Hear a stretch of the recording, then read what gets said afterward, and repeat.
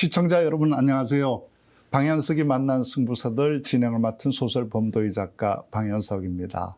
오늘 모신 손님은 최근 펴낸 화제의 책 민주당을 떠나며의 주인공입니다. 이재명 대통령께서 출판 기념회에 보낸 축하 메시지로 더 화제가 된 책이죠.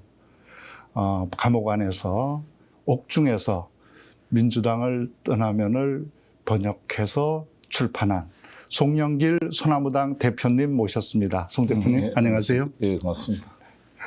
시청자 여러분들도 다 기억하실 겁니다. 지난 20대 대선, 이번 대선 이전에 치러졌던 2022년 대선에서 이재명 더불어민주당 후보는 24만 7천 표, 고작 0.73%로 뼈아픈 패배를 했습니다. 그 패배의 결정적 책임이 누구에게 있었습니까? 그런데 지금까지 그 책임자들은 단 한 번도 우리 국민들에게 사과하지 않고 심지어 이번 대선에서는 내란을 옹호하는 후보를 지지하기까지 했습니다.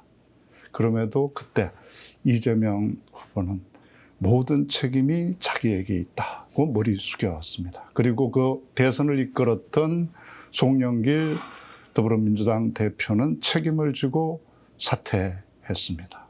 송 대표는 당 대표에서 사퇴했지만 투쟁의 전선에서 물러서지는 않았습니다.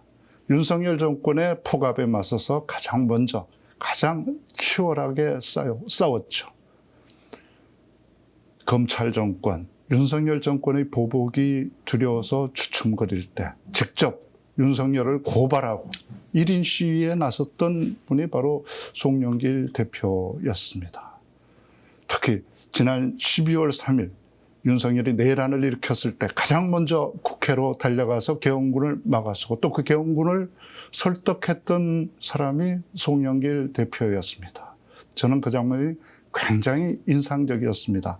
여러분 같이 한번 그 장면을 보고 오늘 얘기 시작하도록 하겠습니다. 후방에 국민들이 와 있잖아요. 후방 가고 싶었지. 지금 국회 후문 쪽에 지금 이 완전 무장한 이념이 후문 쪽에 입금 지키고 있습니다. 뭐 하는 거예요? 왜 투입 명령이 뭐야?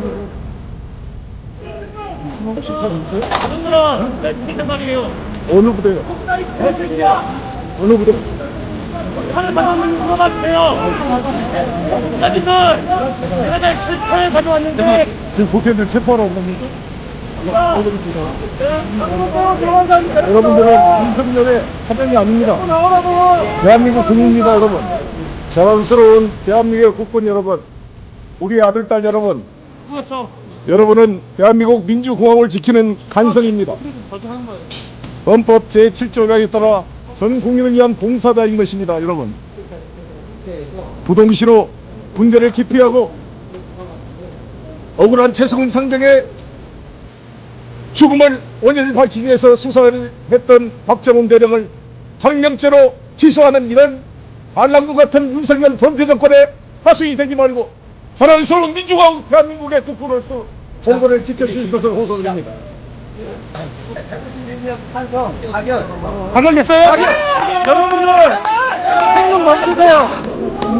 이제 군인 여러분들 비상기업이 해제되었습니다. 군인 여러분들은 지금 용산도 출동해서 이 범죄자 윤석열을 체포하시기 바라겠습니다. 부동시로 군을 회피하고 억울한 최승훈 상병의 죽음을 밝히고자 하는 박정훈 대령을 항명죄로 기소한 이 부동시 부적 군 기피 의혹자 윤석열 범죄자를 즉각 체포하시기 바라겠습니다.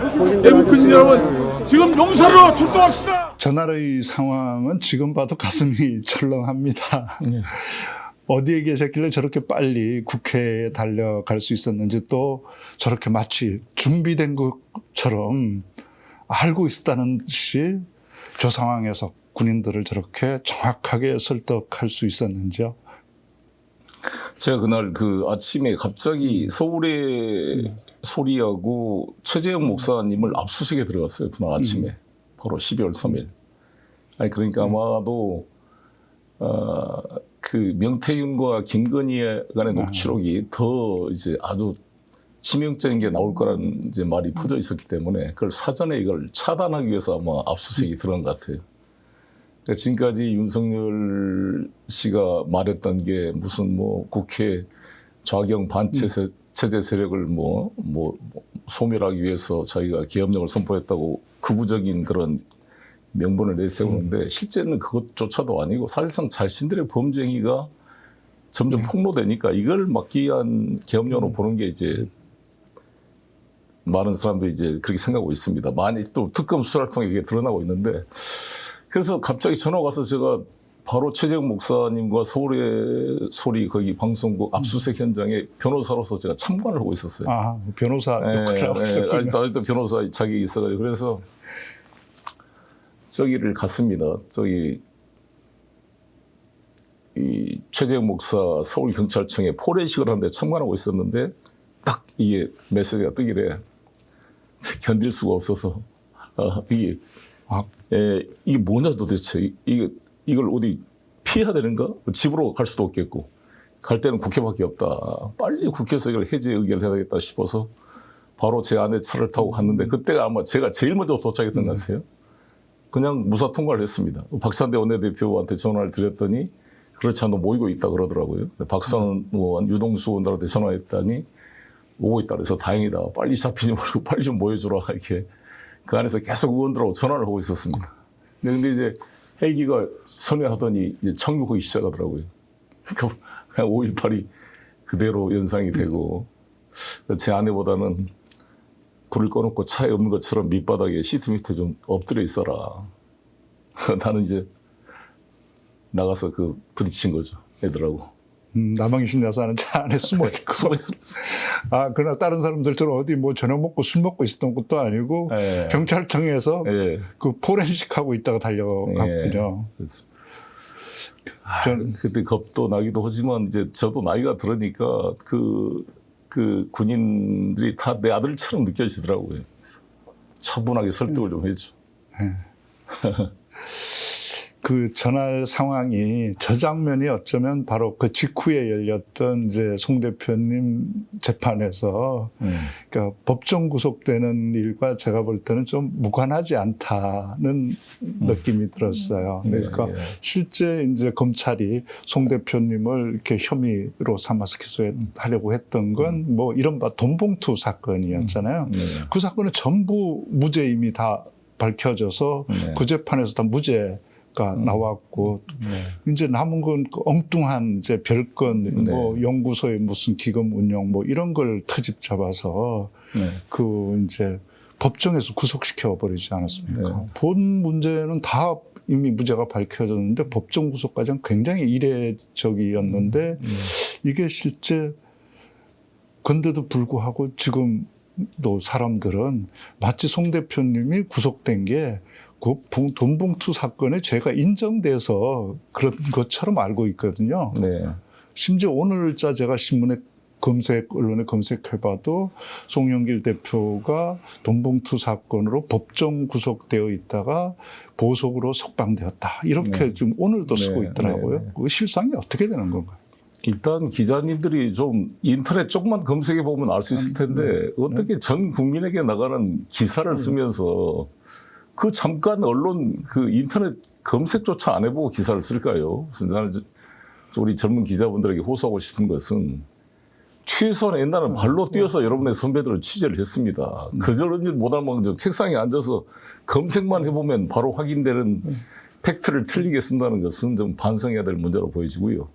아시다시피 돈봉투 건은 무죄가 됐습니다. 근데 무죄가 됐고, 근데 그 무죄된 이유가 이제 이정근과 박우식 간의 알선 수재 사건에서 발견된 3만 개 녹음 파일을 추가 영장 발부 없이 증거를 이제 획득했기 때문에 위법 수집 증거로 증거 능력이 없다. 이렇게 무죄가 나왔습니다만 저는 실체법상으로도 거의 무죄가 확인됐습니다. 왜냐하면 3만 개 녹음 파일 중에 이 돈봉투 문제에 송영길이 지시하거나 무슨 대화한 내용이 하나도 없어요. 그러니까 이 실체법상으로도 유죄를 인정하기 어려운 상황이 되니까 이제 절차법이 더 먼저 판단의 우선순위라 절차법으로 무죄를 선고했고, 그래서 아마 돈봉투로는 이제 구속시키기가 약하니까 별건으로 저를 이제 제가 속했던 먹고 사는 문제연구소라는 싱크탱크의 후원금 거를 가지고 정치법 위반으로 기소가 된 겁니다.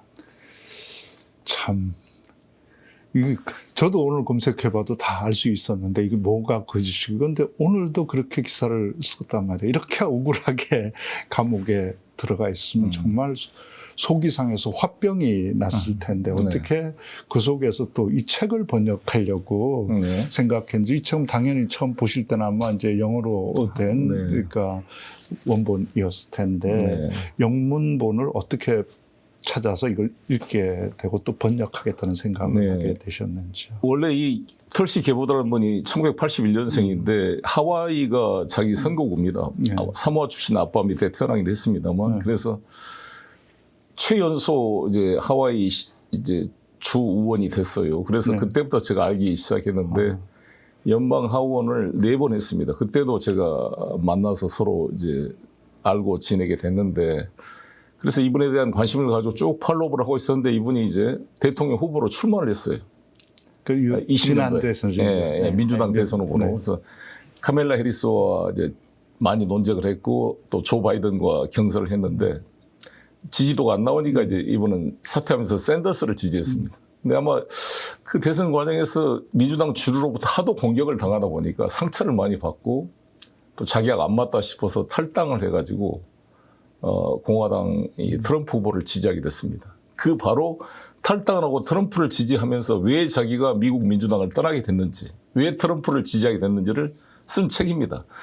그래서 제가 트럼프 대통령 취임식 때 내가 이 털시 개보다 초청을 받아서 거기 취임식에 참석하려고 그랬죠. 근데 법정 구속된 바람에 안 돼서 그러면 책이라도 번역하자. 특히 저는 이제 트럼프가 문제도 많고 지금도 뭐 우리에게 엄청난 압박을 주고 있는데, 그래도 트럼프에서 긍정적 요소가 뭐가 있을까? 유일하게 우리가 기대하는 것은 북미 간의 직접 대화를 통해 한반도 냉전 구조를 한번 해체해 줄 수 있지 않을까라는 기대 때문입니다. 그리고 이분이 적어도 자기 말로는 자기는 전쟁을 반대하고 핵전쟁을 반대한다. 를 강조하고 있습니다. 그래서 자기가 아니라 힐러리가 됐으면 또 카멜라가 됐으면 3차 대전이 일어났을 것이다. 자기는 푸틴과 김정은과도 잘 지내고 있다. 이걸 자랑하고 있기 때문에 뭔가 이 이재명 대통령과 트럼프 대통령 간의 접점을 찾아볼 수 있지 않을까. 그 고민이 컸어요. 그래서 그것을 하는 실마리를 찾을 수 있는 책이다 싶어서 제가 이걸 번역했습니다. 뭐 영어 책을 뭐 읽는 분은 꽤 되는데 이걸 또 번역하는 일은 그냥 영어를 좀 안다고 되는 일은 아니잖아요. 그 송 대표님은 영어를 읽고 이걸 또 책으로 그 짧은 시간에 번역, 또 이제 번역에 대한 평가도 굉장히 좋더라고요. 주변에 읽으신 분들이. 저도 뭐 걸리는 데 없이 쭉쭉 잘 읽어졌습니까? 네, 다행입니다. 뭐 이틀 만에 제가 다른 일 하면서 다 읽을 수 있었거든요. 근데 뭐 영어뿐만이 아니라 송 대표님이 중국어, 일본어, 심지어 러시아어도 공부해서 잘한다, 능통하다 그러는데 어떻게 4개국어를, 우리말까지 하면 이제 5개국어에 능통하다 그러는데 이 외국어를 어떻게 공부하셨어요? 능통한다는 것은 과장이고, 제가 4대 강국의 언어와 역사와 인물들을 공부를 해야 저는 우리가 남북을 통일할 수 있지 않을까. 이 한반도 주변의 4대 강국을 잘 분석해서 그들 사이에 힘의 균형을 이뤄서 우리 민족의 자주적 공간을 확보해보자. 이게 저의 꿈이었기 때문에 관심을 가진 거죠. 그래서 제가 방송대학교 중국어과와 일본어과를 졸업했습니다. 그러니까 노동운동하고 뭐 공장도 다니고 그리고 국회의원도 하고 그 국가 그 공직에서 장관급 북방경제위원회 위원장도 하고 그런데 어느 틈에 공부를 할 수가 있었어요? 그 하기는 언제 하셨어요? 그 방통대는? 막 인천 시작하면서 방송대 등록해가지고 이제 저는 학사 자격이 있으니까 2학년에 편입해서 이제 속성으로 졸업을 했습니다. 아, 대단합니다. 보통 사람들은 엄두를 못 낼 일인데 제가 그 시청자들을 위해서 송영길 대표가 진짜 그 외국어 4개국어를 한다는데 진짜인지 시험을 한번 보려고 문제를 하나 갖고 왔어요. 한번 할 수 있을지 모르겠습니다. 송 대표님이 이거 평소에 잘 하시는 말씀이에요. 어록처럼. 함께 꿈을 꾸면 그 꿈이 현실이 된다. 이 말을 4개국으로 한번 해보면 어떻게 되나요? 네, 제가 항상 함께 주목해 주십시오, 시청자님. 함께 꿈을 꾸면 꿈이 현실이 된다는 게 제가 항상 서명할 때 쓰는 말인데요.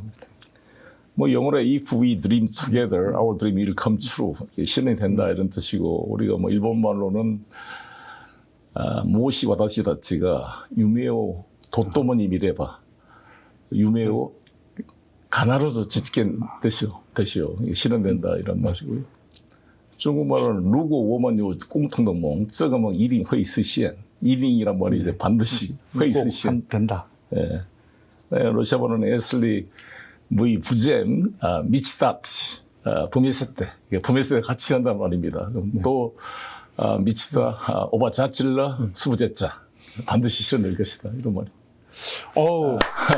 대단하십니다. 정말 대단하십니다. 공부에 아주 뭐 타고난 그 자질을 가지고 계신 것 같아요. 제가 이제 송 대표님이 그 인천에서 노동운동을 하다가, 그래서 그 운수노조에서 아마 사무국장을 하다가 떠났나 그랬던 걸 기억하고 있는데, 그때 제가 두 가지로 놀랐어요. 하나는 대체로 이제 노동운동 하다가 떠나면 사람들이 좀 씁쓸해하고 섭섭해하고 그러는데, 송영길 국장님은 박수를 받으면서 조합원들한테 박수를 받으면서 떠났다. 그래서 야, 어떻게 하면 떠나면서 박수를 받을 수가 있지? 그런 것이 놀라웠고, 두 번째는 그렇게 떠났는데 얼마 되지 않아서 사법고시 합격해서 변호사 됐다. 그래서 좀 깜짝 놀랐습니다. 아니, 어떤 사람은 그 법대를 나와가지고 8번 떨어지고 9번째 간신히 그 사법고시에 붙었는데, 어떻게 경영학과죠. 나와서 그렇게 또 공장 다니면서 노동운동 하다가 사법고시 공부해서 그렇게 빠른 시간에 합격할 수 있었는지, 두 가지, 박수 받으면서 떠날 수 있는 능력과 또 이렇게 빨리 합격할 수 있는 비결은 뭐였을까요? 글쎄요, 저도 뭐 인천에서 노동운동 하다가 그때만 하더라도 제가 노회찬 선배랑 함께 인천 지역 민주노동자연맹, 줄여서 인민노련, 인민노는 그러니까 좀 느낌이 그렇습니다만 실제 내용은 인천 지역 민주노동자연맹. 같이 이제 운수노조 활동을 했는데, 한참 이제 노동자 대투쟁이 일어나고 하다가 89년도부터 동구권이 무너지고 이제 91년도는 소비에트가 해체되면서 우리가 막연하게 생각했던 사회주의 환상이 무너지는구나, 이걸 보면서 한번 현장을 봐야겠다 싶어서 제가 배낭여행을 했습니다. 그래서 체코, 헝가리, 폴란드, 모스크바, 페테르스부르크를 돌아보고, 돌아와서 제가 What is to be done? 무엇을 할 것인가? 그 러시아 말로는 시도 잘났지. 그런데 그거를 한번 흉내를 내서 한번 내가 뭘 해야 될까 한번 돌이켜봤습니다. 그래서 한번 이 자본주의 체제 시스템을 한번 깊게 공부를 해보자. 그동안 학생 노동운동할 때 너무 좀 좌파 경향의 책을 읽었다면 이 체제가 유지된 걸 공부해보자 해서 법부터 공부해보자, 법을 공부하게 됐고요. 그래서 이제 사법고시를 공부하러 갈 때 제가 노동 현장을 그냥 도망가듯이 이탈할 수가 없어서 제가 인천 지역 택시 노동자연맹 사무국장이었습니다. 그래서 조합장 총회에 사무국장 송영길 사법고시 공부에 관한 건, 이거를 안건을 붙여가지고 부의 토론을 해서 표결을 했어요. 근데 조합장 35대 10 몇 명인가 찬성이 나왔어요. 조건은 합격하면 변호사가 돼서 다시 인천으로 돌아온다. 그 약속으로.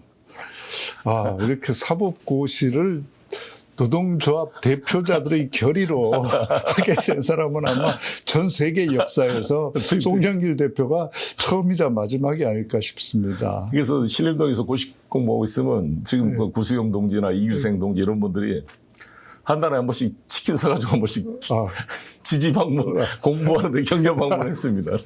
노동자들이 사법고시 공부 잘하라고 중간에 와서 감시하러 왔군요. 네. 제가 며칠 전에 우연히 그 구수영 예. 그 당시 위원장하고 예. 또 신현수 그 진교조 예. 그 인천 예. 노조 운동하신 분, 그 또 병원 노조 하신 분 만났더니 자기들이 다 동의해 줬다고. 예. 그건 사실이었군요. 그게. 예.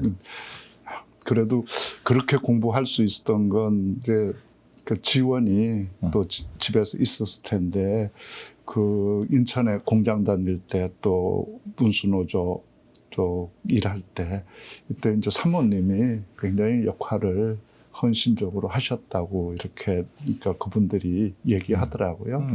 아마 그 단칸방에 처음 인천 내려왔을 때 단칸방에 일해 살았다고 그랬는데 그때 생활은 그럼 어떻게 두 분이 같이 살면서 그 공장 월급 아마 몇 푼 되지 않았을 텐데 그걸로 생활할 수 있었는지. 제가 그 무렵 저도 공장에 인천에 있었거든요. 예. 그때 제가 하루 일당이 3,750원이었어요. 그거 그렇습니다. 잔업 처리야 다 해야 20만 원도 되기 어려웠는데 그거 네. 받아서 어떻게 생활했는지 또 노동 운동하면 돈이 들잖아요.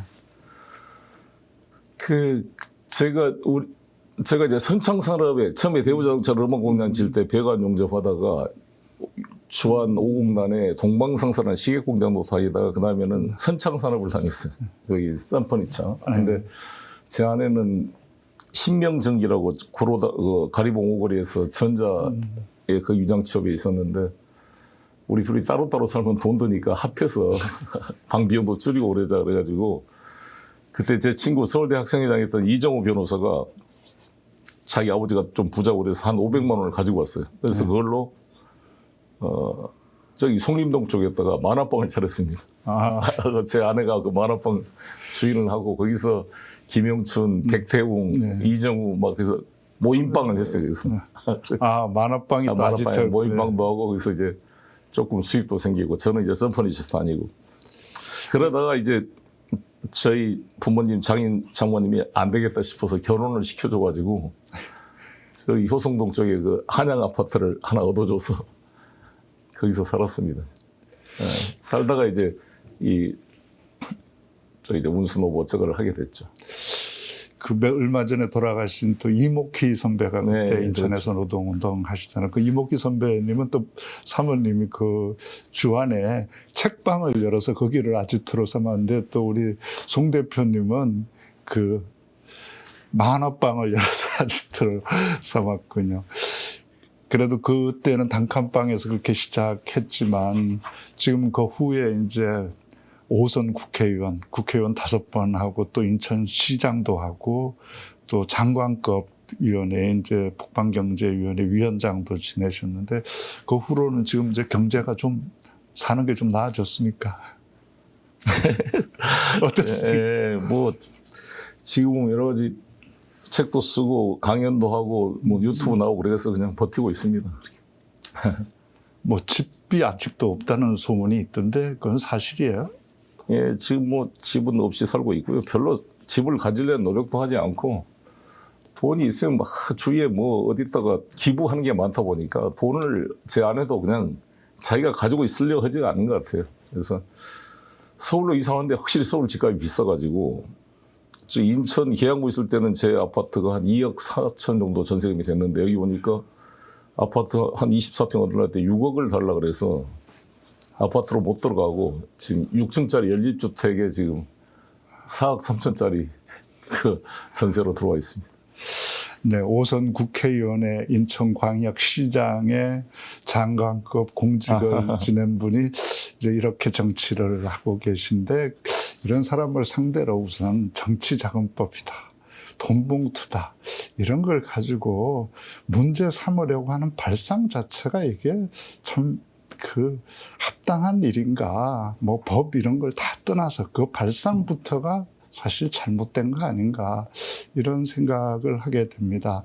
그리고 또 이제 그 송 대표님이 그 반려견을 굉장히 좋아해서 예전에 차우차우라고 굉장히 큰 뭐 별명이 시시인데 그 친구를 순종이 아니라 우리나라 진돗개하고 좀 믹스가 된 것 같아요. 더 이뻐졌습니다. 그럼 지금도 데리고 같이 10살 됐습니다. 10살. 네. 많이 정이 들었습니다. 네. 별명이 송 대표님 별명이 황소인데 좀 반려견 중에서는 그 황소급이죠. 네, 반려견도 좀 주인을 닮아가서 저 스타일이 비슷합니다. 그 송 대표님하고 이재명 대통령님하고 닮은 좀 비슷한 게 두 가지 있는 것 같아요. 하나는 이제 두 분 다 변호사 시험을 받고 또 네. 그때 변호사 시험을 보면서 했던 말이 같았던 것 같아요. 이재명 대통령도 대학 시절에 이제 친구들이 운동 같이 하자. 그랬을 때 나는 고시해서 변호사 되면 어려운 사람들하고 니들하고 같이 할게. 지금은 못해.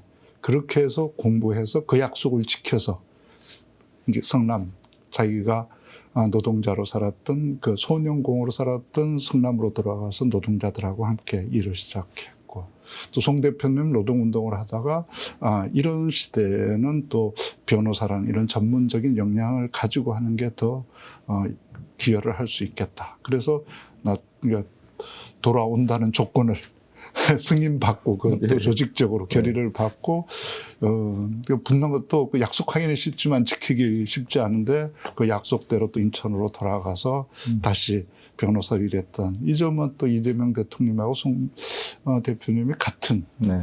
지점이 아닌가 싶고 또 하나는 살면서 가장 위험했던 순간을 또 겪어낸 사람이 아닌가. 저 2022년 대선에서 송영길 대표는 그 망치로 뒤통수를 2번이나 맞았잖아요. 네. 3번인가요? 3차례 가게. 3차례 맞았는데 참 기적적으로 살아났습니다. 그건 정말 사람을 죽이자는 거였잖아요. 조금만 잘 맞으면 정말 죽는 거잖아요.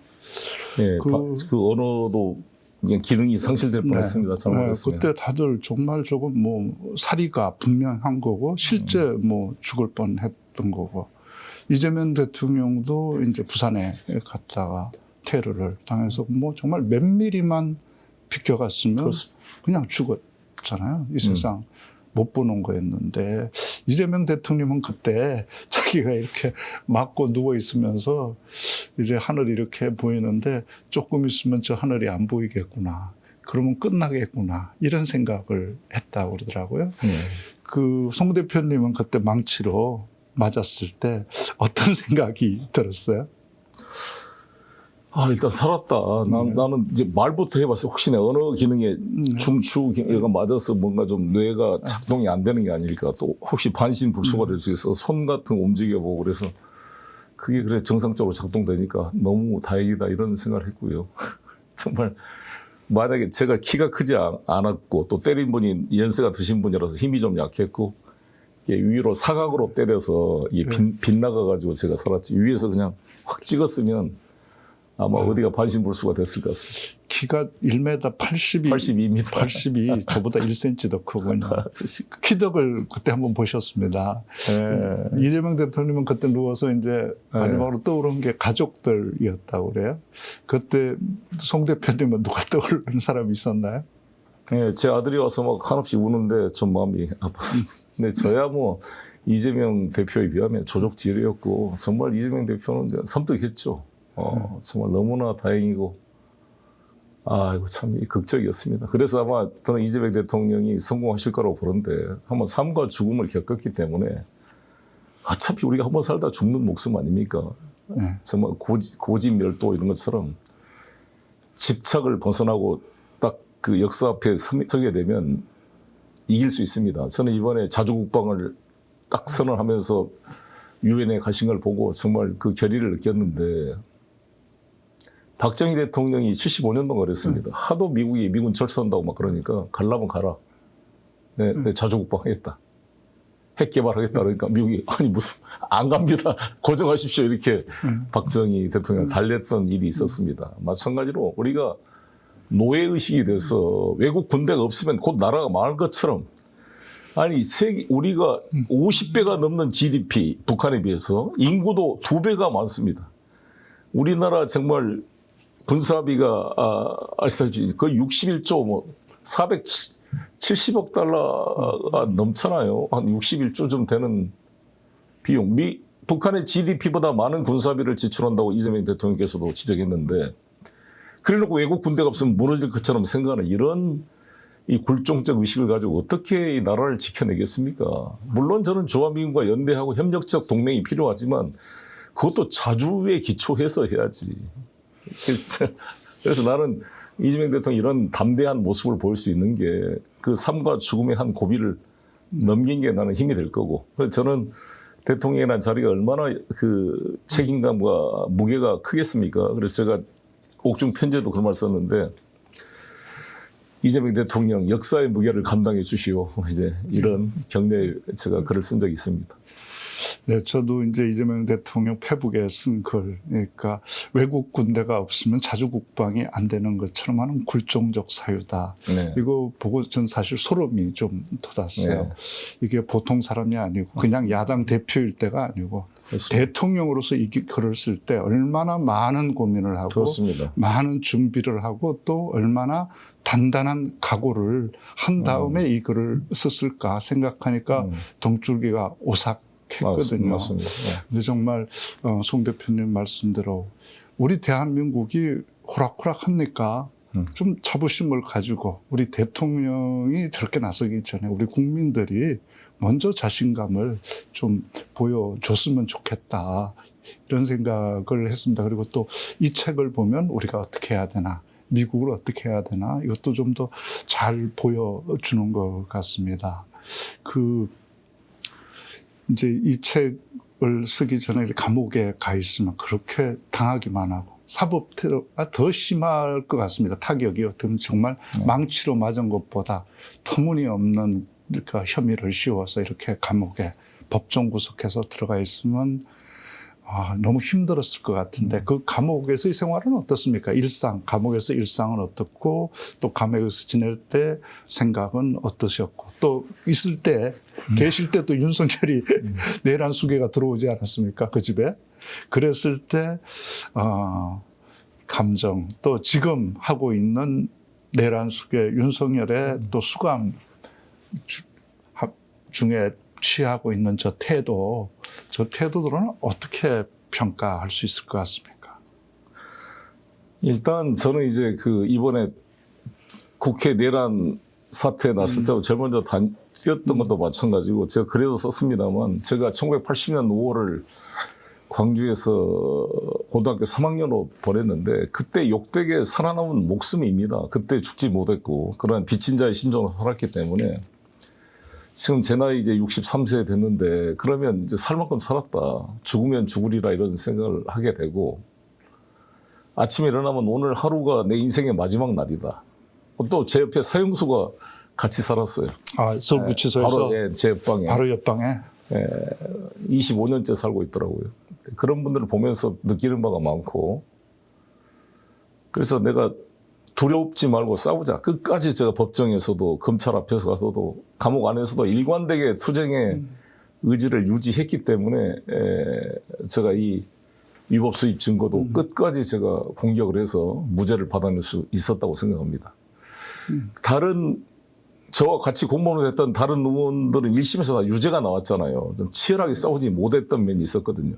그래서 이번에 제가 1심에서 무죄가 났으니까 이번에 이성만 의원이 항소심에서 무죄가 났습니다. 그래서 아마 호정식 의원도 저는 무죄가 날 걸로 보고 되는데 제가 그 안에서 이재용 판결문, 무죄 판결문, 그다음에 손준성 검사장 무죄 판결문, 그다음에 양승태 전 대법원장의 무죄 판결문을 항소심부터 제가 즐거우면서 다 읽었습니다. 몇백 페이지 됩니다.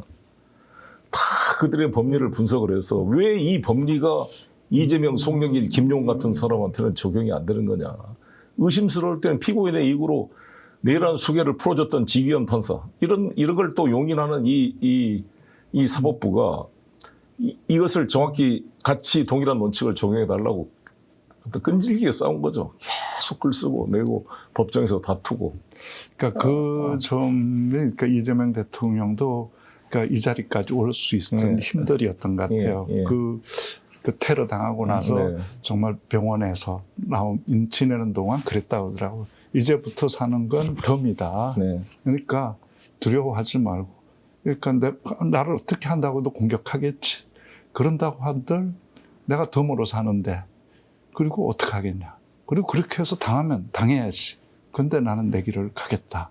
그런 결심을 했다고 그러더라고요. 그게 이제 아마 송 대표님도 이 법업정에 서면 아유, 실형 받아서 이제 또 감옥에 있을 거 생각하면 끔찍하고 감옥에 들어가 보면 다 그렇잖아요. 그러니까 아마 다른 의원들도 송 대표님처럼 정말 정면으로 싸우지 않고 그냥 조금 어떻게 뭐 너무 부인하면 또 괘씸하다고 세게 나올까봐.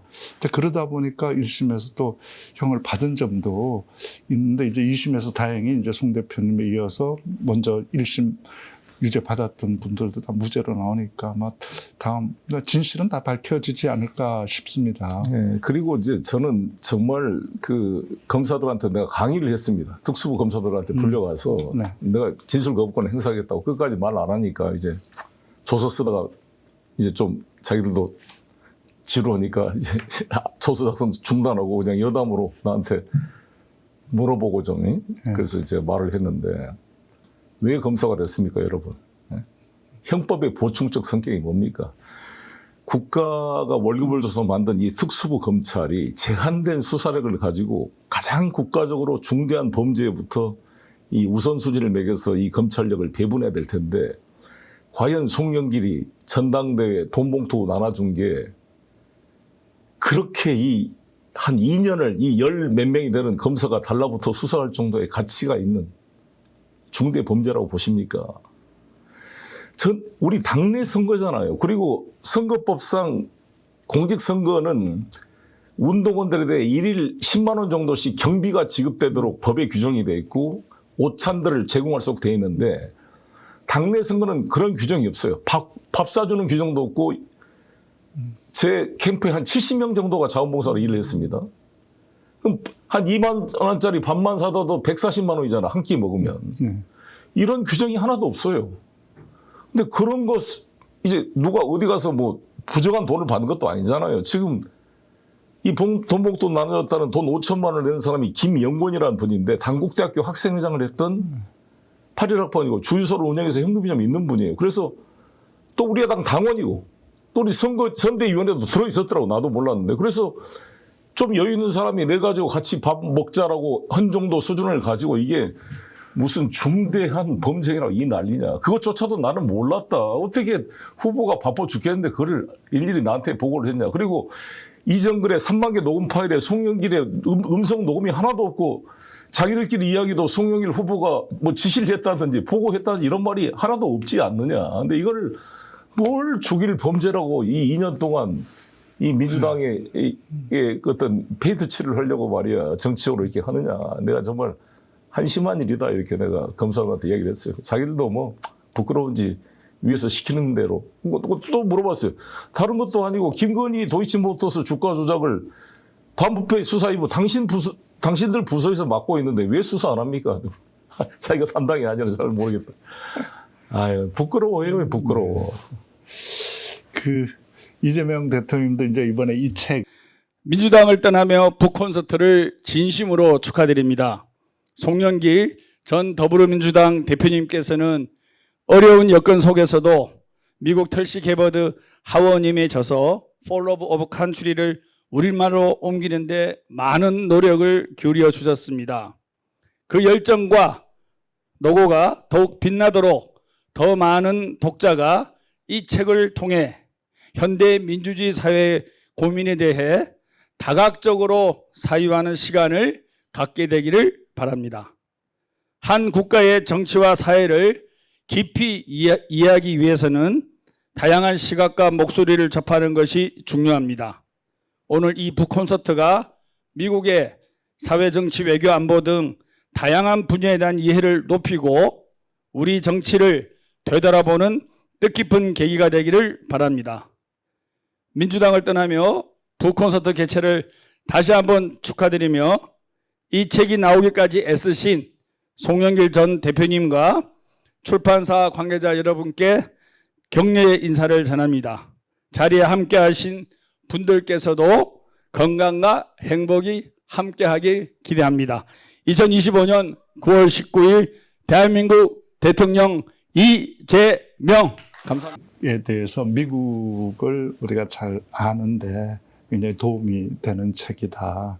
그렇게 얘기하셨고, 이제 송 대표님도 이제 민주당, 미국 민주당의 이제를 통해서 우리 한국의 정치 또 외교도 어떻게 해야 되는지 반면교사로 삼을 수 있는 책이다.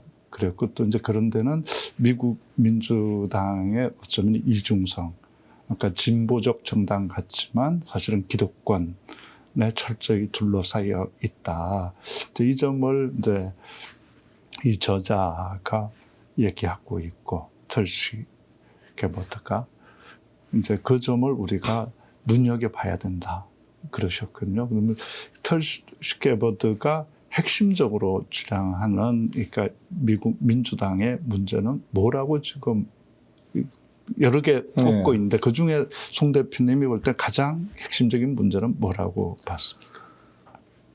우아한 위선의 시대가 끝나고 솔직한 야만의 시대가 왔다, 이런 표현도 있는데, 민주당이 우아한 그런 위선의 시대였지 않느냐. 오바마 뭐 인권을 떠들고 뭐 민주주의 가장했던 이 민주당 조 바이든 때도 다 같이 우크라이나 전쟁 일으키고 시리아 폭격하고 이스라엘 무기 지원하고 다 똑같다는 거죠. 그러니까 워멍거링, 이 어떤 전쟁 광들이다, 이렇게 비판합니다. 이 보수 진보를 넘어서 유니파티, 워싱턴의 기득권 정치는 민주당이든 공화당이든 전쟁에 관해서는 하나의 정당으로 통합된다. 이거를 통렬하게 비판을 해놨습니다. 그리고 러시아와 북한과 직접 대화해서 핵전쟁을 막아야지, 선악 논리에 빠져가지고 러시아의 제2대 우리나라 세계 핵 강국과 이렇게 핵 대결을 하고 있는 어리석은 정책이 어디가 있는가. 우크라이나 전쟁에도 비판을 하고 있고, 특히 이분이 저와 생각이 일치했던 것은 1962년 10월 14일부터 28일까지 13일 동안 쿠바 미사일 위기가 발생했습니다. 우리가 알기로는 다 케네디가 해상 봉쇄 정책을 쳐서 소련이 굴복해가지고 쿠바에 소련 미사일이 철수된 걸로 알고 있지만, 그 이면 합의가 터키와 이탈리아에 있었던 그 주피터 미군 미사일 기지를 철수를 같이 해줬기 때문에 타협이 됐는데, 후르시초프가 케네디 체면을 생각해서 이걸 발표를 안 했던 거죠. 나중에 발표를 했던 거죠. 그러니까 이것을 분명히 지적을 해놨습니다. 털시 게버드도. 그때 케네디가 후르시초프의 양보가 없었으면 핵전쟁으로 갔다. 케네디 동생 로버트 케네디가 주 미국 소련 대사와 긴밀히 소통을 해서 마지막까지 타협을 했기 때문에 전쟁을 막을 수 있었다. 그 르멜이라는 미국 장군, 도쿄 대공습을 지지했던 그런 장군이 있는데, 이런 사람은 선제 폭격을 주장했거든요. 그렇게 따랐으면 그냥 난리가 났죠. 이런 거 하나. 두 번째는 베트남 전도 마찬가지고 우크라이나 전도 마찬가지고, 우크라이나에 전쟁이 일어나게 된 게, 아니 고르바초프와 레이건이 협의할 때 바르샤바 조약기구가 다 무너졌는데 왜 나토가 동구권까지 확장할 이유가 있느냐. 폴란드, 헝가리, 체코슬로바키아가 나토에 가입된 것은 미국 외교 사상 치명적인 실수다. 이런 점을 인용을 해서 지적을 해놨습니다. 그러니까 이런 부분에 상당히 저와 일치하는 바가 있고, 그럼 민주당이 그런 면에서 전혀 어떤 평화를 지키는 그런 모습을 보이지 못했다는 거고요. 두 번째는 같이 부패했다. 조 바이든 아들 헌터 바이든이 우크라이나 기업에 돈 받아먹고 돼 있는 거를 다 은폐시켰거든요. 나중에 다 사면해버리고. 그 다음에 너무 LGBTQ에 당력을 쏟다 보니까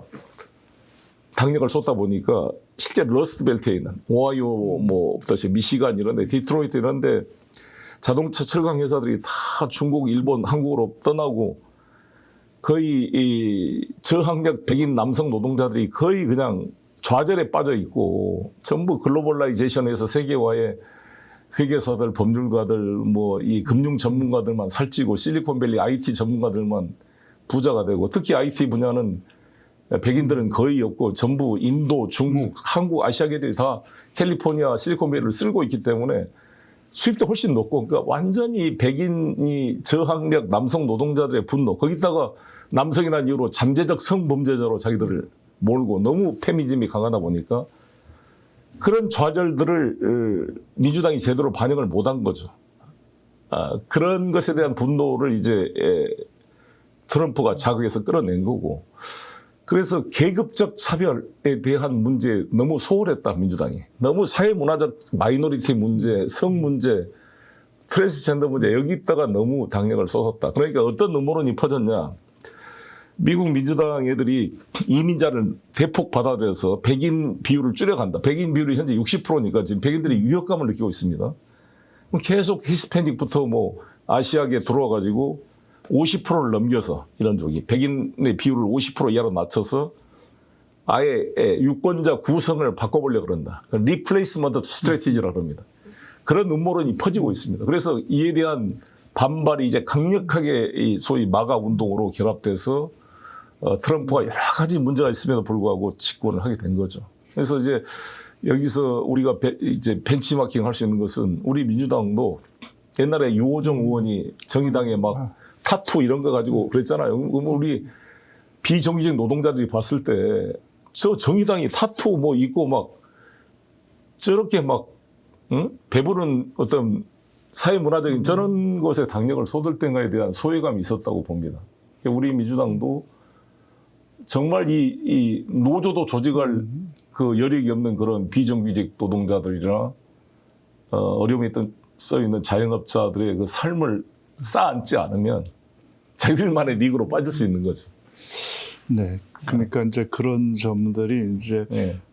그 비정규직이나 또 이제 어려운 처지에 있는 사람들 같은 네. 게 좀 사치스러운 정말 네. 우아한 위선처럼 네. 보여지니까 네. 거기에 대한 이제 표현할 수 없는 또 억눌린 반감들이 이제 네. 축적되면서 그게 이제 폭발된 것으로 또 한편에서 이제 이해들을 하는데 이제 그게 우리 그러니까 정당들 우리나라에 있는 이제 진보 정당이나 또 민주당을 포함해서 이제 저쪽과 대척점에 있는 당들이 이제 안고 있는 하나의 고민들일 거라고 보는데 이제 그게 사실 민주당에서 없었다고 볼 수 없고 그 우아한 그러니까 위선들이 이제 거기에 대해서 이재명 이제 당 대표가 되면서 민주당이 그래도 많이 바뀐 그러니까 그 당원들이나 국민의 뜻이 많이 바뀐 그 전보다 훨씬 그래서 직접 민주주의나 통로가 생겼는데 아직도 충분한가? 그리고 여전히 그럼 한국의 정당들은 미국의 민주당과 다른 길을 걷고 있나? 세계는 지금 미국 민주당보다 한국 민주당이 훨씬 낫다고 생각하고 한국 민주주의가 미국 민주주의보다 훨씬 모범적이라고 보고 있는 것 같은데 이 한국 그 민주주의도 온전히 그 미국이나 또 다른 위기에 처한 나라들을 따라가지 않으려면 어떻게 해야 된다고 생각하세요? 그래서 이재명 그 대통령이 좀 그 운동권 출신도 아니잖아요. 그러니까 이게 운동권이 빠지기 쉬운 어떤 도구마, 올드 레프트 패러다임이라고 그랬을 거예요. 그런 것에 상대적으로 자유로운 분이고 실용적 접근을 하고 이번 여성 가족부도 너무 이제 페미니즘의 경향을 떠나서 이제 성평등으로 좀 더 확대하려고 그러고 그래서 20, 30대 남성들이 너무 우리 민주당과 좀 거리가 있잖아요. 이거를 좁히려고 노력한 결과 얼마 전에 보니까 여론조사에 그래도 한 40%까지 20, 30대 남성에서 이재명 대통령 지지도가 나오는데 우리 민주당은 지금 20% 이하로 떨어졌다는 걸 보고 상당히 걱정이 됩니다. 그러니까 우리 민주당이 이런 20, 30대 남성들의 그 애로와 그 아픔을 쌓는 노력을 해야 되지 않은가 이런 생각을 하게 됩니다. 그런데 이제 보면 이게 약간 이 격차가 있는 것 같아요. 네. 이 이재명 대통령에 대한 지지율하고 민주당에 대한 지지율은 격차가 좀 발생하고 있는 것 같은데 이건 어떤 데서 인정할까요? 그렇게 되면 민주당에 대한 지지가 이렇게 낮다는 건 지금 다음 지방선거나 이어지는 총선에서도 그렇게 안전하지만 않다. 그렇습니다. 그건 어떻게 해서 이재명 대통령을 지지하면서 그 여당인 민주당에 대한 지지는 따라가지 못할까요? 그러니까 이 사실 여당이라는 게 상당히 어려운 건데 그냥 정부를 뒤따라가는 정당이 될 수도 없고 그렇다고 정부하고 또 비판하다 잘못하면 반대하는 뭐 될 수도 없고 상당히 정말 고도의 정치력과 경륜이 필요한 게 이 여당 지도부라고 생각이 듭니다. 저도 여당 지도를 해보니까 상당히 어려움이 많은데 아마 대통령과 이 내각과의 좀 긴밀한 소통과 연합을 통해서 역할 분담을 좀 잘하고 불필요한 갈등을 줄이고 대통령이나 행정부가 할 수 없는 일을 알아서 좀 당이 치고 나가주는 이런 모습이 필요하지 않을까 이렇게 생각합니다. 네. 그런 점에서 보면 아까도 얘기했듯이 이제 오늘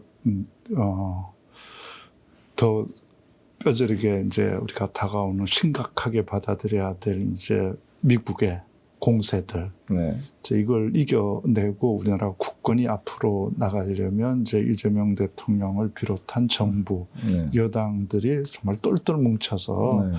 돌파해 나가야 될 텐데 이번 이제 이재명 대통령의 이제 각오를 가지고 미국 문제를 우리 국격을 지키면서 풀어나가겠다는 태도는 아주 분명한 것 같습니다. 맞습니다. 그렇게 되다 보면 이게 근데 쉽지만은 않은 게 네.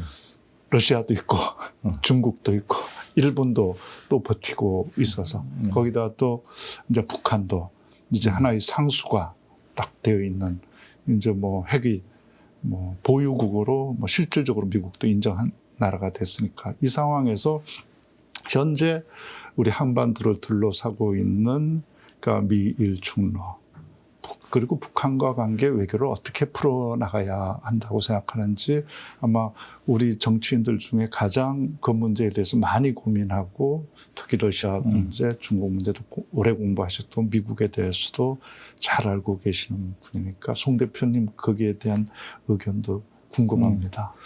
제가 우리 국민들에게 계속 지금 유튜브에 방송을 하면서 좀 제시하고 싶은 그 패러다임은 이겁니다. 항상 우리 보수 언론이나 학자들이 북중러와 한미일 신냉전 시대의 도래, 북중러가 이번에 9월 3일 천안문에서 3명이 다 모였다. 큰일 났다. 한미일 간의 협력을 더 강화해야겠다. 이런 상투적인 접근, 지적 태만이라고 봅니다. 이거 패러다임에 빠지면은 돌파구가 안 보인다 보여집니다. 근데 제가 봤을 때는 북중러는 절대 삼각동맹이 될 수가 없고 그렇게 하지 않습니다. 3자 회담도 안 열렸습니다. 그냥 행사에 같이 천안문 막로에 서 있었을 뿐이지 3자 회담이 이루어지지 않았고 따로따로 북러 북중 회담만 열리고 그냥 푸틴은 동방포럼에서 블라디보스토크로 간 거 아닙니까?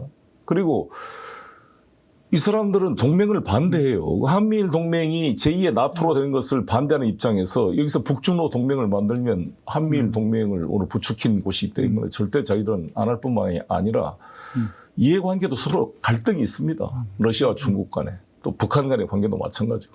그래서 저는 이 중국과 러시아의 관계를 강화시켜야 된다. 한미일 관계가 필요 충분 조건이면 충분 조건만 가지고 안 되고 러중과의 관계를 우리 대한민국이 확대해야 필요 충분 조건이 이루어지는 것이다. 그러면서 남북 간의 그런 관계를 풀어나가는 좀 탄력적인 다극화 외교가 필요하다고 생각합니다. 그러면 이제 우리 보수 언론들은 그런 애매모호한 태도를 취하다가 기회주의자로 몰려서 이쪽도 저쪽도 안 된다 이런 식으로 빨리 확실하게 미국에 줄을 서야지 왜 중국에다 견눈질을 하냐 이러한 아니한 소리를 하고 있는데 어떻게 그렇게 아니한 이야기를 할까요? 우리가 전략적 모호성이라는 것은 외교의 기본입니다. 그리고 다 양자와 관계가 있고 미중 관계가 미소 냉전 때처럼 싸울 수가 없는 게 지금 미중 간의 무역 규모가 여전히 6천억 달러입니다. 6천억 달러. 어마어마한 규모의 미중이 지금 미국과 중국에 서로 1대 2대 무역 상대국입니다. 그리고 모든 첨단 무기나 자동차 핸드폰에 들어가는 모든 이런 히토류의 생산 재련을 90%를 중국이 장악하고 있는데 우리 중국이 요소수 안 주니까 트럭이 다 멈출 뻔했잖아요. 우리나라에. 배추 파동이 나서 배추 안 주면 김장을 못 하는 거예요. 그렇게 긴밀하게 연결이 돼 있는 중국입니다. 그러니까 이 중국 관계를 잘 풀어야 되고 중국과 러시아 관계를 잘 풀면은 북한의 어떤 그럴 리도 없겠지만 도발을 미연에 방지하는 것이 여러분 생각해 보십시오. 1950년 6.25가 났을 때 스탈린과 모 대통령이 동의 없었으면 김일성이가 남침할 수가 있었겠습니까? 그때는 북한이 훨씬 공업력이나 군사력이 남쪽보다 뛰어났음에도 불구하고 소련과 중국의 동의 없이는 남침이 불가능했습니다. 역으로 말하면 중국과 러시아가 반대하면 그런 일이 벌어질 수가 없는 거죠. 그렇지 않아도 없겠지만 따라서 중국과 러시아가 우리 대한민국과 전략적 관계를 맺는 것은 한미동맹 못지않게 한반도의 전쟁을 막는 안전핀이 되는 것입니다. 조선일보도 얼마 전에 보도했습니다만 1975년도에 베트남이 공산화되고 프놈펜이 다 캄보디아에 다 공산화됐을 때 김일성이 우리도 한번 남한 NLPD를 한번 해봐야겠다라는 유혹에 빠져서 모 대통령을 만나러 갔더니 모 대통령이 반대했다는 거 아닙니까? 왜냐하면 모 대통령은 소련의 위협 때 비중이 서로 협력하고 소위 키신저 체제가 가동되고 있었던 때였기 때문에 그걸 반대한 겁니다. 그래서 못했다고 조선일보도 이렇게 특집으로 썼어요. 실제 사실이 그렇고. 따라서 얼마나 그때 중요합니까? 중국과 러시아가 우리 한반도의 이 군사적 분쟁을 막는데. 근데 왜 중국, 러시아를 적으로 만들려고 이 바보 같은 윤석열이가 캠프 데이비드에 가서 미국의 전략적 이해 춤을 추는 바보 짓을 하냐고요. 한미일 군사협력을 강화하면은 동해바다에 한미일이 군사훈련하면 대한민국 안보가 좋아지냐고요. 북한 하나를 못 당해가지고 세계 1위의 군사대국 미국과 세계 5위의 군사력을 갖는 대한민국이 한미 상호방위조약으로 2만 8천 명의 미군을 가지고 있는 것도 부족해서 자유대의 군사력이 필요하다는 것은 얼마나 그 허위의식이냐고요. 아니 북한에 중국군이 있습니까? 러시아군이 있습니까? 정말. 중국이 러시아와 북한이 중국과 러시아의 무슨 연합 기동 훈련을 한번 합니까? 뭐 공군 해군 훈련을 했습니까? 지금까지 북한은 러시아 중국과 한 번도 군사 협력 훈련을 한반도에서 한 적이 없습니다. 그러니까 한미 합동 훈련 하지 말라고 말할 자격이 있는 거죠, 북한은. 아니 자기들도 안 하고 있는데. 항상 역지사지를 좀 해야 된다고 생각이 듭니다. 네. 우리 국민들이 좀 한번 곰곰이 생각하지 않았던 부분들을 생각해 봐야 될 좀 시점에 와 있는 것 같습니다. 지난 정권에서 함부로 그 한쪽에 경도되는 그러니까 외교적 기본을 지키지 않는 결과가 지금 현재 우리나라에 우리 국민들에게 얼마나 큰 부담을 주고 있는지 뼈저리게 느껴야 될 것 같고요. 이제 저는 이번 책 출판 기념회 때 이재명 대통령이 보낸 그 축하 메시지를 보고 다른 사람들은 좀 주목하지 않은 두 어귀에 주목을 했습니다. 하나는 송영길 전 민주당 대표께서 이렇게 불러요. 소나무당 대표님이라고 하지 않았어요. 그리고 또 하나는 어려운 조건 속에서 번역한 저는 이 두 어귀에 좀 그 작가니까 언어에 좀 민감합니다. 그 앞에 송영길 전 더불어민주당 대표님이라고 한 건 그러니까 더불어민주당 대표로서 송영길 대표께서 한 기여와 공로와 헌신에 대해서 기억하고 또 결코 잊지 않고 있다는 것을 표현한 것이 아닐까 이렇게 생각했고 또 어려운 조건 속에서 번역했다 이 말은 정말 그 대가로 가혹한 정말 탄압을 받고 또 수감 생활을 하면서 그걸 견뎌내고 또 이제 사면 국면에서도 선제적으로 뭐 제 문제로 부담을 드리고 싶지가 않다. 제 문제는 제가 해결하겠다.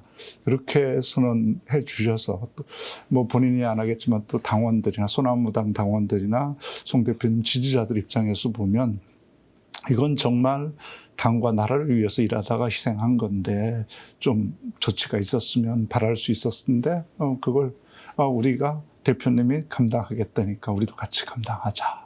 이렇게 해준 것에 대해서 또 이재명 대통령이 우정과 또 감사의 마음을 가지고 있는 것 아닌가. 그렇게 저는 그 두 구절을 그 메시지 전체에서 그 중요하게 보았습니다. 이 정도면 이제 더불어민주당으로 돌아가야 되는 것 아닌가 여기시는 분들도 많은 것 같은데 앞으로 어떻습니까? 그 9월 19일 날 밤에 그 노무현 재단에서 그 북콘서트를 했는데 뭐 박선원 의원이 이제 패널로 참석해 주고 전용기 김상우 의원도 패널로 와주시고 또 뭐 한준호, 이현주 최고위원도 와주시고 또 박찬대 전 대표도 와주시고 그래서 많이 힘이 됐습니다. 특히 김민석 총리도 화환을 보내주시고 또 이재명 대통령은 그냥 축사를 보낸 게 아니라 김병국 그 정무비서관을 보내서 직접 읽게 해줘서 제가 이제 감사의 말씀을 전했습니다. 그리고 우리 방 교수님이 지적한 것처럼 전 민주당 대표라는 표현을 통해 동지적 애정을 표현한 것이다 이렇게 생각합니다. 이에 대해서 이제 국민의힘에서 재판받고 있는 송영길한테 뭐 보냈다라고 비판 성명을 냈는데 저는 국민의힘한테 한번 질문하고 싶은 게 여러분 정진석 비서실장이 노무현 대통령 그걸 모욕을 해가지고 1심에 실형을 받은 분입니다. 항소심 중에 비서실장으로 임명한 거 아니에요, 자기들은? 그런 논리라면? 뭐 아니, 축제라는 거 하나 보낸 거 가지고 이 난리를 친 여러분들. 아니, 지금 항소심 피고인을 윤석열 비서실장 임명했을 때 뭐 한마디 한 적 있습니까, 여러분? 반문하고 싶습니다. 또 압니까? 차기의 송 대표님을 정말 내로남불에 뭐 내로남불도 그런 내로남불이 없죠. 저도 뭐 송영길 대표님께 개인적으로 또 고마운 게 있습니다. 그 어려운 수감 생활하면서 또 제가 썼던 소설 봄들을 그 두꺼운 벽돌 2장을 다 읽고 리뷰를 또 보내주셔서 작가로서는 또 얼마나 고마웠는지 모릅니다. 그래서 그 두꺼운 책은 또 어쩌다가 읽게 되셨어요? 제가 책도 못 보내드렸는데. 예, 아니 누가 좀 저희 지지자가 보내줘서 이건데 정말 너무 잘 쓰셔서 정말 제가 이 홍범도가 돼서 그냥 그 연애조 벌판을 눈길을 같이 걷고 있는 느낌을 받았고요. 그래서 너무 감동해서 편지를 썼고 제가 방 교수님도 마찬가지겠습니다만 우리가 홍범도와 신돌석에 주목하는 이유가 이 두 분들은 양반 출신도 아니고 노비 출신의 산포수 출신인 이 두 분이 아무런 조선 왕조 대한제국으로부터 혜택받은 거 하나 없는 분들인데 나라를 지키겠다 이렇게 싸웠는데 또 이 양반 출신 의병자들한테 괄시받고 소외되고 그러니까 이 모습이 꼭 노무현 이재명을 보는 느낌이거든요. 이 서울대 연대 고대 출신 운동권 엘리트들한테 소외되고 그래서 정말 그 홍범도와 신돌석이 꼭 저는 노무현 이재명과 오버랩이 되는데 그거를 방 교수님이 정말 생생하게 써주셔서 제가 당대표 시절에 문재인 대통령께서 이제 크잘 오르스크인가 카자흐스탄에 이제 그를 모셔서 대전 현충원에 묻힐 때 그 세레모니 때 제가 여당 대표로 참석했습니다, 현장에. 예, 그리고 이준석 대표도 와 있었는데 우리 모든 국민이 대한민국 공군이 이제부터 우리 독립군 총대장을 대한민국에 안전하게 모시겠습니다. 충성할 때 정말 다 눈물을 쏟았고 그 안장식 하면서 정말 감동스러웠습니다. 그리고 이제 그런 홍범도 정신을 육사 생도들한테 강조하고자 그 흉상을 세운 친구가 이제 문재인 대통령 육사 교장과 그 교수부장이 제 친구였던 박석봉 장군이었습니다. 네.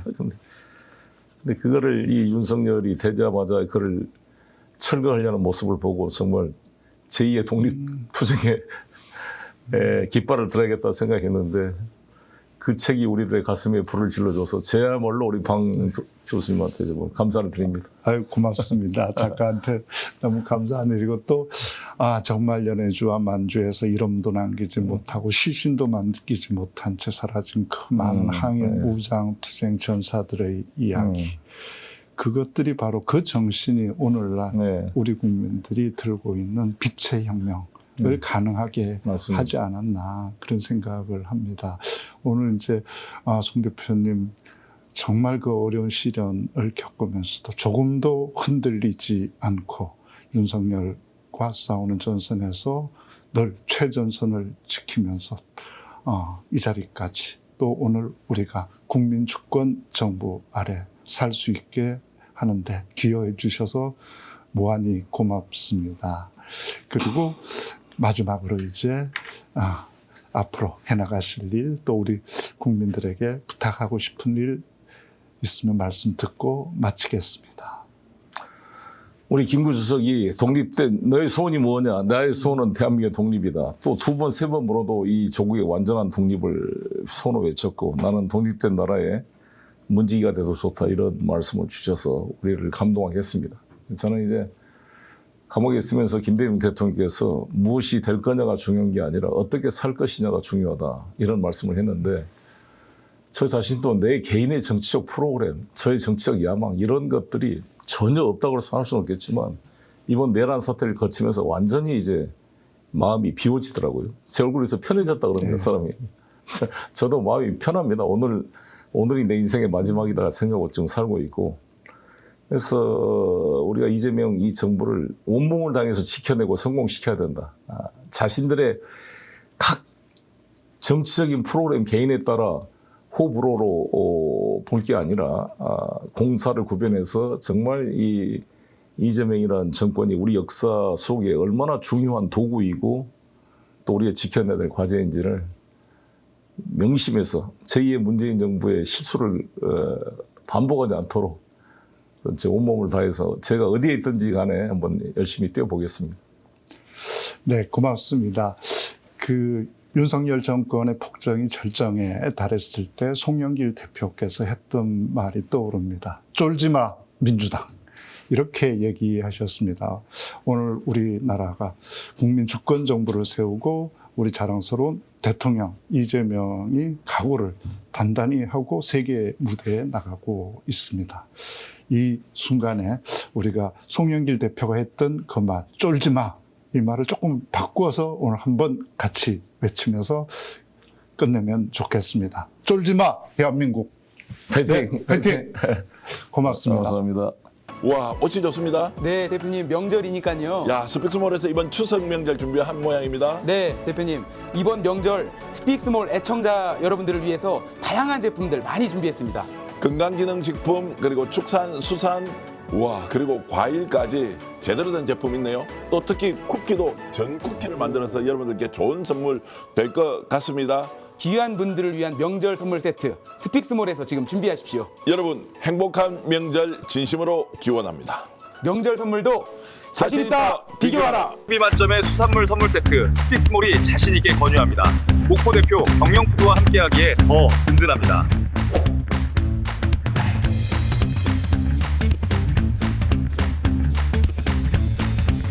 값싸고 품질 좋은 공동구매 제품은 물론 이번 명절 선물 세트도 스픽스몰에서 구매해 주십시오. 저희에게 큰 힘이 됩니다. 자신 있다 비교하라 스픽스몰.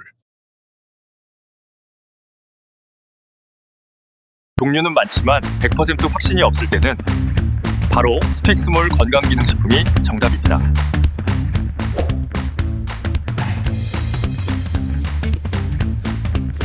전국 최저가격 구조는 기본입니다.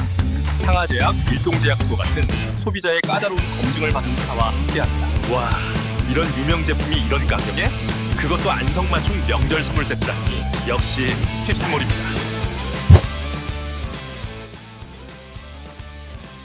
1등급 툭불로 명절 선물 세트 준비했습니다.